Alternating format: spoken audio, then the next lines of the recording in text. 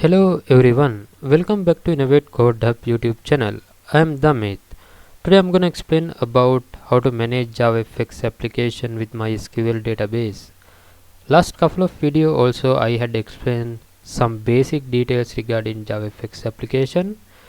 Today video I will explain how to perform CRUD operation using JavaFX application with MySQL database. For that, as a first we have to create a JavaFX application. I have created JavaFX application using IntelliJ IDE.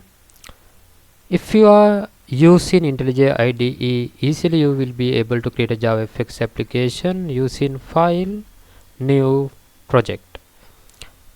Then you can see there is a menu called JavaFX. You can select JavaFX as a left menu. Once you select that JavaFX, you can select language as well as build system. I have select Java as a language as well as build system as a Maven.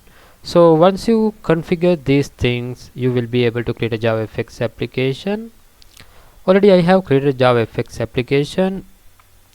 Once you create a JavaFX application, there will be some default packages classes.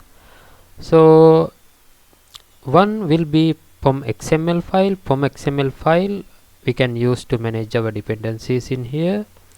So I have added some dependencies to my project called JavaFX, FXML and JavaFX controls, as well as MySQL connector also has been added to this project. MySQL connector we can use to get connection using these dependency. So this can be used to get connection from the MySQL database.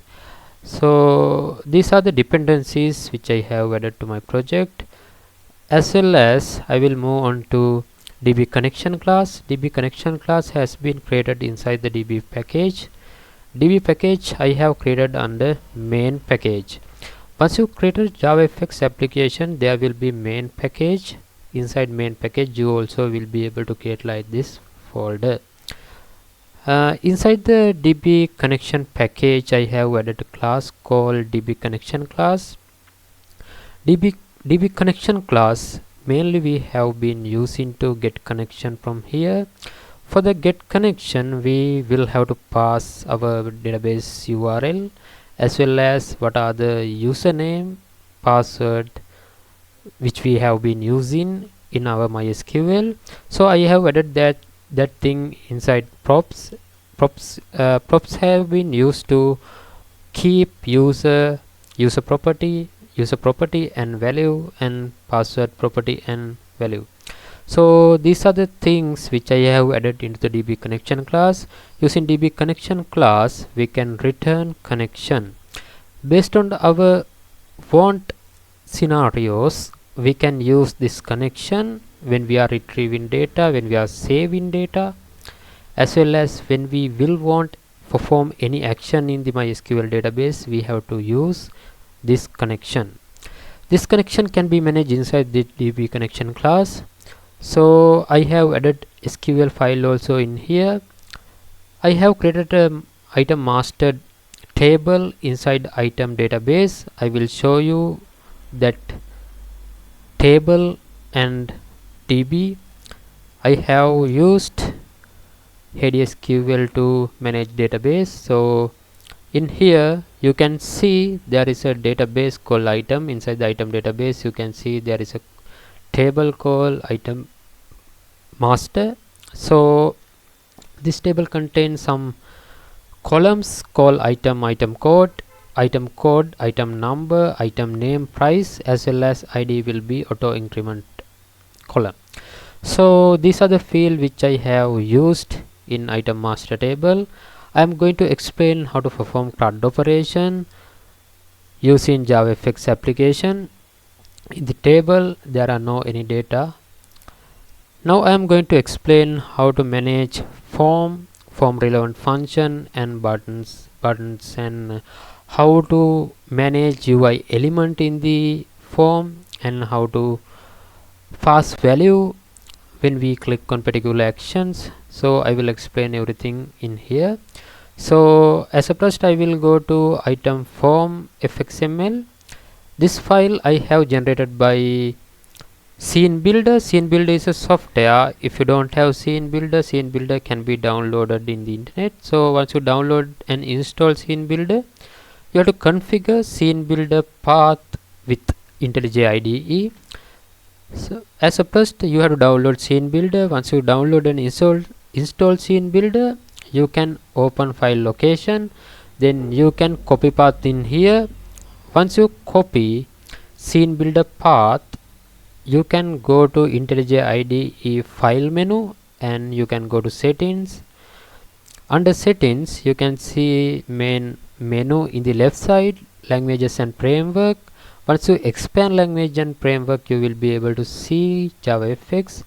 Then you can paste that path which we have copied in Scene Builder. So once you add path, you can apply and you can configure this path to JavaFX. Once you configure path, once you create a fxml file and you can right click in the IntelliJ, you can open in Scene Builder.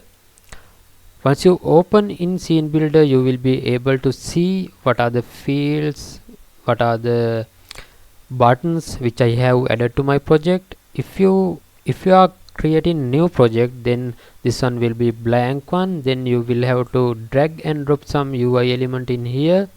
So there are multiple UI element also here we can use.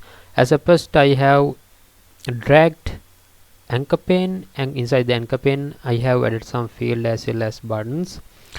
So mainly I have added 4 fields: item name, item code, item number, price, as well as there are some action buttons in here.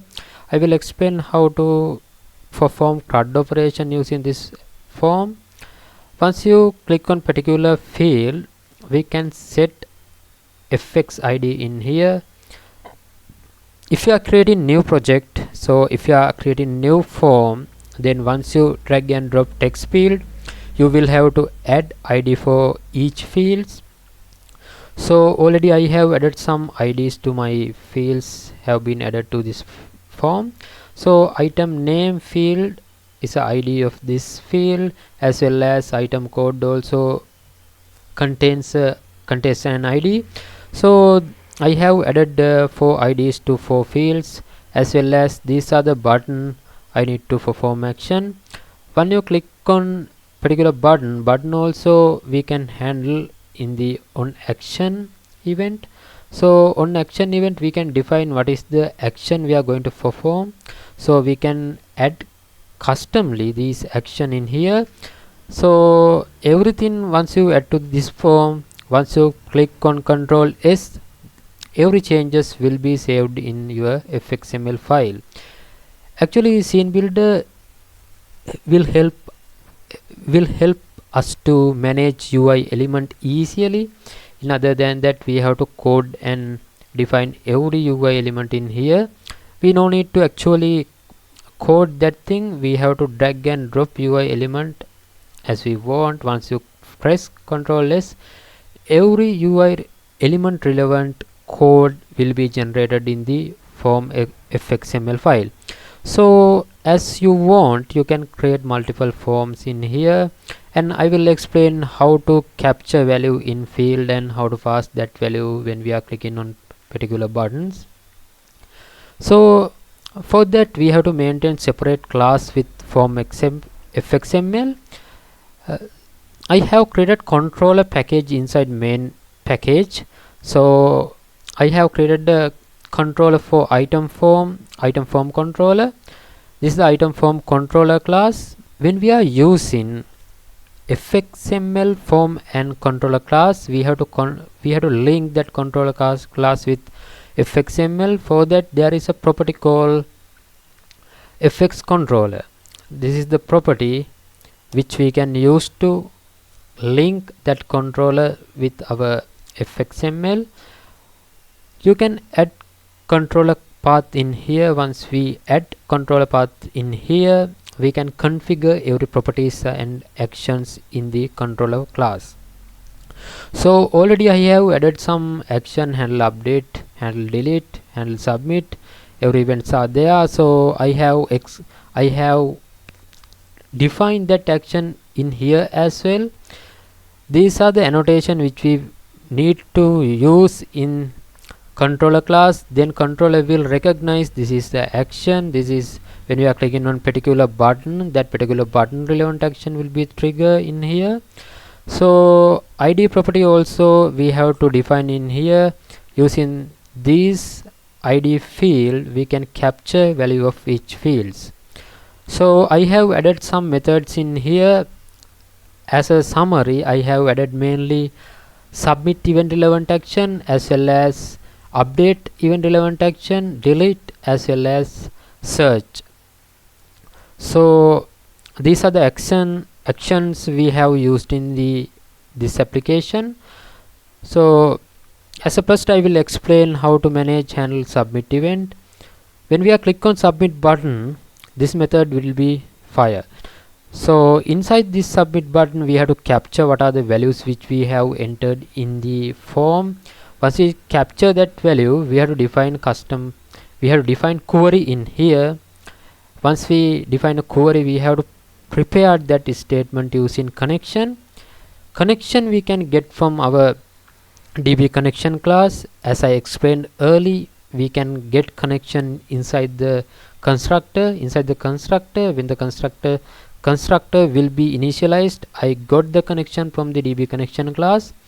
Using connection class we can prepare this statement. So we can set value using id. When what are the values which we got using id, so that value can be passed to here. Row affected is a int property. If the int property value greater than 0, then we can say item saved successfully. This is common method. So alert, this method can be commonly used for the show alerts. So as an example, I will explain how to save that item form relevant data in database. As I explained previously, as a first we have to define connection with MySQL database, and we have to define particular DB, and we have to create a table. So already I have created item master table. This is the insert query for that. I will run my project to show how to manage that form data with MySQL database. Once you run your project, automatically form will be open. I will explain how to open this form as initially. So once you create a JavaFX application, you will be able to see there are two main classes. So this is my main class. In the main class there is a method called start. Inside the start method I have defined root node, and I have created a scene. Finally I show that scene in the stage. So I have defined first form as item form fxml based on your requirement. Then based on your want, you can add initial class in here. I have added already. I only do have item form fxml. I have added that class in my hello application. Hello application is a main class. Once I run this project, automatically will be fire that item form relevant fxml. So you will be able to see like this project once we create a form in the view package. So I have added 4 fields. Then I am going to insert particular data to my item master table. So I have added some placeholder also in here. First one is item name. I will add item name 1 as well as item code 1, item number 1, as well as price is 1000. So these are the data which I am going to save in database. Once you press save button, you can see there is a message called item saved successfully. Then I will show in my database. We can refresh. There is a data in table. We can see there is a data record, item code 1, item number 1, item name 1.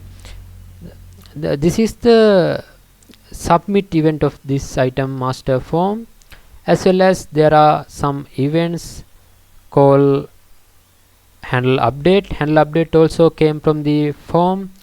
What I have mentioned as on action, we can define that method implementation in the controller class. So update also we can use SQL query to update, then we can get the values which we need to update from the form. Form contains multiple ID fields. Using ID fields we can get what are the new values. Once we set values, we can check affected row count. Then if the row count is greater than 0, then we can say item I update successfully. Then if the row count not greater than 0, then we can show that fail message. This is the update method which we have implemented in this project. So I will explain how to update using this application. So already we have a record called item 01, item code 1, item number 1, item name 1. These are the fields. So I am going to update item name. Item name, I will reduce this name as item N1. So I will click on update. You can see there is a message called item update successfully. Then when we refresh this table, you can see item name has been updated to item N1. Yeah, item update also is working fine, and I will move on to handle delete event. So delete event also we can use SQL query. Using connection we can prepare the statement. So I am going to delete that particular record using item code. Actually in this table I have marked that item code as unique thing. Then when we are creating item, we have to validate that item code, then we will be able to avoid duplication in item code. So to now I will explain how to delete particular record using item code. So we can perform delete action also in here. Item code also, item code 1. When I click on delete, then you can see record deleted successfully. Once you delete this record should not be available in the table as well. So you can see the record is not available in the database as well. I will add separate record to show other action as well. So for that I will insert new one, item name 2, item code item C2, item, so item number also item 200, 1200. So price also 2000. Then I will add separate record to database. Then once you refresh your table, you will be able to see a record. So we can refresh table, then you will be able to see the second record of the database. So I will explain how to perform search one using method in JavaFX application. I have added separate action to handle search by item code. This is the action which we can use in the search by item code. So in here I have written select from item master table where item code. Using item code we can fill what are the data which we have saved in the database table. So when we are getting result, and what are the data are coming from the result, we can set our item relevant item form relevant field and what are the ID which we have used. Then we can set that values to that IDs. So when we are getting some value from the ID, we like we are using get method, then when we are setting some values to particular ID relevant fields, so we can use set text method. So what we are getting from the database we can set to particular ID fields. So I will explain how to work this one. I will remove this thing. Then already I have added item C2. Then I will click search by item code.